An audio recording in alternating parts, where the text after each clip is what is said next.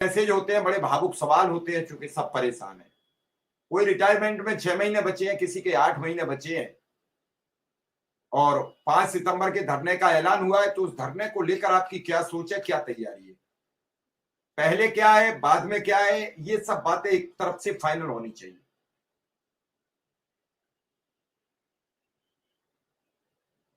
आपकी आवाज गड़बड़ा जाती है।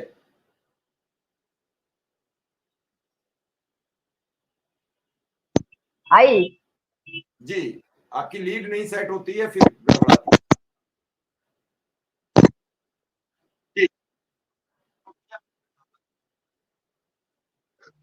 हेलो जी,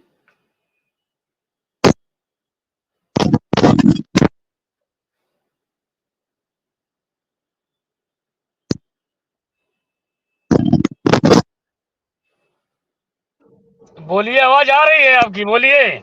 बोलिए।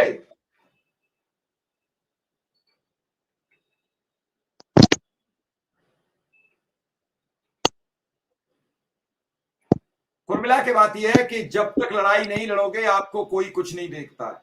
और इसके लिए बड़े बड़े उदाहरण दिए हैं। सबसे मेन उदाहरण है जो हर आदमी के जीवन में होता है कि मां भी दूध तब तक नहीं पिलाती है जब तक हम नहीं रोते हैं। सारे उदाहरण छोड़ दीजिए, ये उदाहरण हर व्यक्ति पर लागू है। पापा से कई बार रो के गिड़गिड़ा के फिर मम्मी से सिफारिश करानी पड़ती है 100 रुपया के लिए, तब कहीं जाके 100 रुपया पापा निकालते हुए, नाराज होते हुए, जा मर करके आ, जो करना है तुझे, ये शब्दों से पैसे मिल पाते हैं। तो सरकार से निकालने में आप सोच रहे हो कि हम 200 लोग पहुंच गए और उधर से नियमितीकरण का आदेश लेकर चले आए, तो फिर आराम से रहिए, मस्त रहिए। 3 वर्ष में कितने नुकसान और फायदे हुए हैं ये मैं खुद जानता हूं, लेकिन जिद तो जिद होती है। जिद किसी वक्त और कारण की नहीं होती है। और ये आपको वादा करता हूं कि नियमितीकरण का भी लेटर मिलेगा। वक्त और समय का इंतजार करिए। उमा देवी जी। जी, सभी उपस्थित अग्रज भाइयों का प्रणाम बंदन, अनुज का आशीर्वाद। जितने भाई शिक्षा मित्र जुड़े हैं उनका भी आभार, जनमानस का आभार तो सदैव रहता है।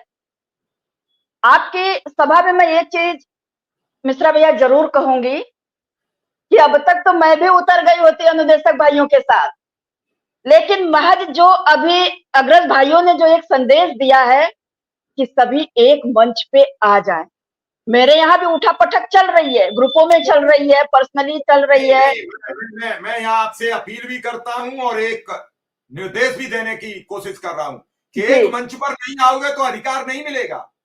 एक जी, तो मैं भी की तरह पिरो दो अपने आप को।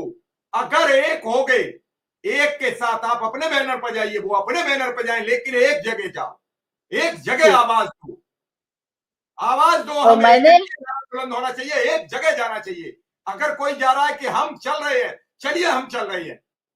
वहां शिक्षा मित्र की बात होती है, वहां बैनर की बात नहीं होती है, वहां संगठन की बात नहीं होती है, वहां सिर्फ शिक्षा मित्र की बात होती है, जो गांव में गिराव में बैठा गरीब आदमी सब्जी के लिए, पैसे के लिए तरस रहा है, मजबूर होकर मरने की कगार पर खड़ा है, या तो फांसी का फंदा लगा लेता है, या घर बच्चे भूख से तड़पते देखकर रोता है रात को।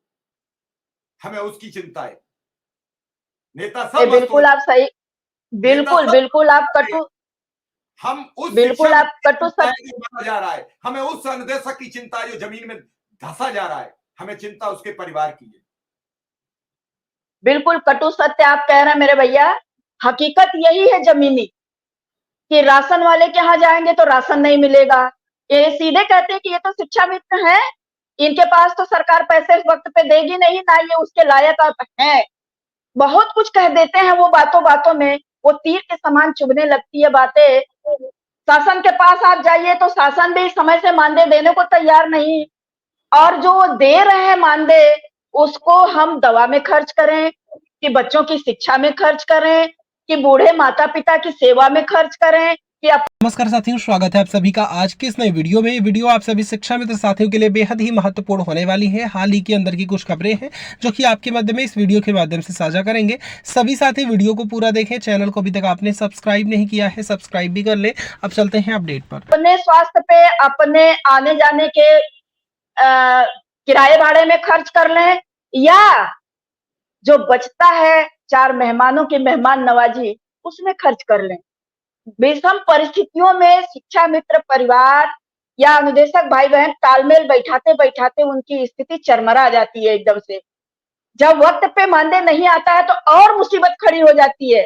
किसी से 10 रुपया मांगने पे, मिश्रा भैया कटु सत्य सुन लीजिए, किसी भी भाई बहन से 10 रुपया मांगने से जो जानते हैं कि इन्हें मिलेगा नहीं, ये समय पे वापस नहीं करेंगे लोग, वो देना नहीं चाहते हैं, वो अपनी बात को अनसुना कर देते हैं। वो सोचते हैं कि ये कुछ आने से पहले कुछ मांग न दे, इसलिए इनको पहले ही नकार दीजिए।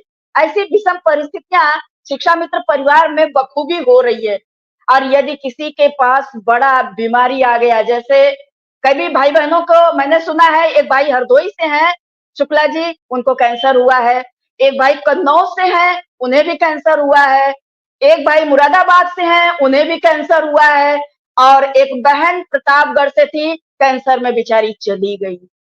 कई ऐसी विषम परिस्थितियां हैं मेरे सामने, कई ऐसे रिकॉर्ड हैं जहां मेरे रोंगटे खड़े हो जाते हैं, मेरी रूह कांपने लगती है। सुनने के बाद मुझे रात भर नींद नहीं आती है, बेचैनी हमेशा रहती है। काफी लोग तो देख के मुझे खुद ही पूछ रहे हैं कि आपकी सेहत को क्या हो गया। मैं कैसे उन्हें जवाब दूं कि मेरे सेहत को हो क्या गया है। जब सुनती हूँ अंदर से बहुत उलझन होती है कि मैं किस रास्ते लेकर जाऊं कि मेरा मार्ग प्रशस्त हो जाए, मेरे भाई बहनों का दुख है वो जो दूर हो जाए। अब दुख दूर करने में आप अच्छे से देख रहे हैं कि 2017 से मैं निरंतर आवाज दे रही हूँ। सरकार का कोई कार्यालय मैंने नहीं छोड़ा होगा, चाहे वो मुख्यमंत्री जी रहे हो तो भी मैं मिली हूँ, उनसे वार्ता की हूँ, चाहे प्रधानमंत्री हो तो भी बनारस डिरेका का DLW हम लोग वहां मिले हैं, या शिक्षा मंत्री अनुपमा जायसवाल जी थी तब भी मैं मिली हूँ, सिद्धार्थनगर से शिक्षा मंत्री सतीश चंद्र जी थे तब भी मैं मिली हूँ। इस समय माननीय शिक्षा मंत्री हमारे स्वर्गीय कल्याण सिंह जी के पोते, जो हमारे जीवन दान दिए थे, जो हमें सर्विस की शुरुआत किए थे, उन्हीं के पोते आए हुए हैं संदीप सिंह जी। इनसे भी वार्ता चल रही है। मैं सामने मुखर नहीं हुई हूँ, इसलिए मुखर नहीं हुई हूँ कि अलीगढ़ के भाइयों ने समय मांगा मेरे लिए, मंत्री जी ने समय नहीं दिया है। बड़े साफ शब्दों में बोलती हूँ मैं, क्योंकि मुझे छिपाना बिल्कुल पसंद नहीं है, और ना मैं किसी का छिपाती हूँ। जो चीज है मुंह पे बोलना पसंद करूंगी। और तारकेश्वर भैया आपसे भी कहूंगी, मनोज भैया आपसे भी कहूंगी कि उसी शिक्षक भवन में जब मैं 2017 में लक्ष्मण मेला मैदान धरना लगाई, मैं भी शिक्षक भवन में रुकी थी। रात को 11 बजे यही अध्यक्ष थे दिनेश चंद्र शर्मा जी, इन्होंने रात को 11 बजे हम बहनों को बाहर कर दिया। साधन भी नहीं था मेरे भैया उस समय, हम लोग पैदल पैदल सारी बहनें फिर से लौट करके लक्ष्मण मेला मैदान आकर के हम लोग रुके, पूरी रात वहीं बिताए। फिर अगला कार्यक्रम आगे के हिसाब से हम लोग नियत किए, वहीं मैदान में ही रुकने लगे। और कटु सत्य एक और रहा, जब कहीं आश्रय नहीं मिला, पैसे हैं नहीं, तो हम लोग जब इको गार्डन का धरना लगा तो हम लोग पूरे साल इको गार्डन में ही रहे। चाहे गर्मी, शुरुआत तो गर्मी से ही हुई थी, 18 मई से 18 मई से लेकर के 10 मार्च तक हम लोग उसी गर्मी, बरसात और जाड़ा उसी इको गार्डन में लबालब भरा हो, कपकपाती सर्दी हो या मूसलाधार बारिश हो, हम लोग रुके। शासन खूब तांडव किया, इतना तांडव किया कि रात के 2 बजे प्रशासन आके ढूंढने लगता था कि कौन कहाँ है, क्या कर रहा है, कैसे तुम लोग यहाँ रुके हो, तुम्हारे परमिशन में तो मात्र सुबह 10 से 5 लिखा है, तुम लोग रात कैसे रुकते हो। एक बार एक अच्छे अधिकारी से काफी कहा सुनी हो गई। मैंने कहा सर एक बात बताइए, आपके घर की बहन बेटी यदि रोड पे खड़ी होगी तो ये स्थान आप देंगे कि रोड पे देंगे, हमें खाली इतना बता दीजिए। मजिस्ट्रेट सर से भी बहुत नोकझोंक हो जाती थी इन बातों को लेकर के। मैं कहा सर हमारी व्यवस्था करा दीजिए, आप माननीय मुख्यमंत्री जी से जाके हमारे दर्द को कहिए, हमारा रास्ता सुलभ करा दे, हम अपने आप घर चले जाएंगे, हम यहाँ क्यों बैठेंगे। और ये होते होते पूरा साल चला गया। आज ये मंत्री आ रहे, कल वो मंत्री आ रहे, परसों मुख्यमंत्री आ रहे। ये भी बता दें, कटु सत्य बंजारा की मीटिंग लगी थी मात्र संख्या थी 100, वहां मुख्यमंत्री जी आमंत्रित थे और हम लोग 1.5 लाख की संख्या में शिक्षा मित्र, पूरा खचाखच भरा था प्रांगण इको गार्डन का। उसके बाद पूरी रोड जाम थी, पूरा लखनऊ जाम था। उसके बाद भी मुख्यमंत्री जी का कलेजा नहीं पसीजा। इसके साथ जब हम लोगों की